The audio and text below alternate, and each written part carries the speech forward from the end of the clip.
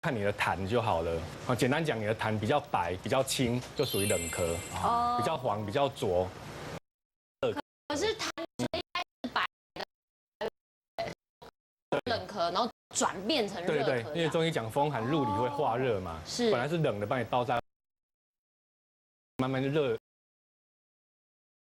就起来了，可是坊间有一种说法，就是你的痰到了变黄的阶段，就是快要好了。应该说痰有大量出来的时候，其实是好转的征兆。对，变黄并不是哦，不一定哦。对，好的，所以有分这4种类型。对，刚刚都讲到萝卜是治疗冷咳的嘛，那土豆可以治疗热咳的。对，那我来介绍一个风热的咳嗽的一些秘方好了。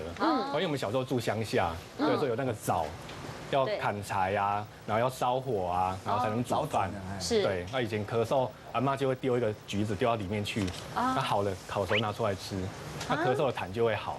哦，所以以前是阿嬷的 paper， 但是现在中医师就中医的角度来看，这也是治热咳很好的方法。对，很好的方法。对，我来教大家做。好，所以今天中医师就来教这个阿嬷的烤橘子秘方。对，橘子可以治啊。对，因为大家都说橘子比较冷嘛，对那种像女生月经来都说咳嗽不要吃，对啊，会更严重。咳嗽不能吃啊，然后月经来肚子痛不能吃啊，拉肚子也不能吃。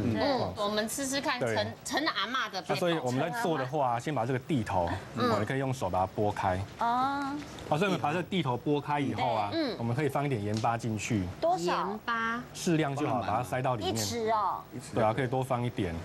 到时候要吃的时候再把它剥掉就好了。吃的时候那个盐还在吗？它烤过之后不就融进去了？会陷进去。那以前小时候是用那个纸啊，报纸沾水，然后包起来以后就丢到那个灶里面去。像烤地瓜这样。对，丢进去烤，然后可能10分钟后就好了。哦，像这个之前已经先烤好。可是刚陈医师加那么多。所以我们要烤大概是用几度呢？其实不用去限定那个温度，在100度以上，120、130都可以。那大概要烤多久？烤个大概10分钟就好了。哦，10分钟出来就变这样了。时间大家不知道怎么判断的话，烤出来以后啊，外面会有点焦，那这个皮会变得像有点烂烂软软的。就觉得它的精油已经被肉吸进去了。大家知道中药有一个叫陈皮嘛？对，陈皮就是这个橘子的皮啊，它里面有一些精油可以让你的咳嗽啊，让痰变好。对，所以我们等到这个精油都吸进去以后，我们就可以剥开来吃这个肉，或者说要小心。都是有放盐巴在里面的。对，它里面会有一些盐巴。可是看起来还是像一般的橘子。对，但它外面的精油已经吸进去了。哦，那你如果再想要吃软一点的话，可以再烤久一点。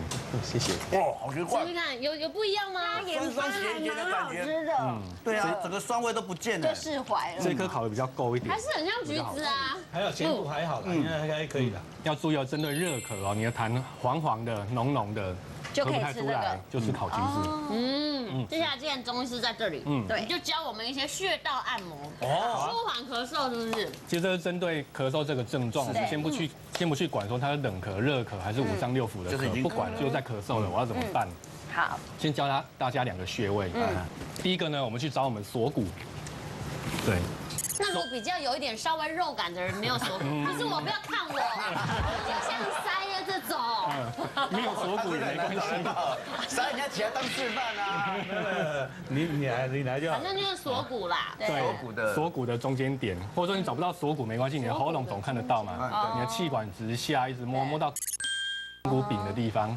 胸骨头的地方，这边叫天突穴，轻轻的按摩的话，它有舒缓我们的气管的作用。所以如果真的气喘在发作的时候，按这可以有用。对，光按这边就会有效了。是按着不放还是上下按下去稍微揉一下，揉一下。像我们有时候针灸会用根针往下面刺进去，沿着你的胸骨的内壁这样刺进去，对，其实对咳嗽有很大的功效。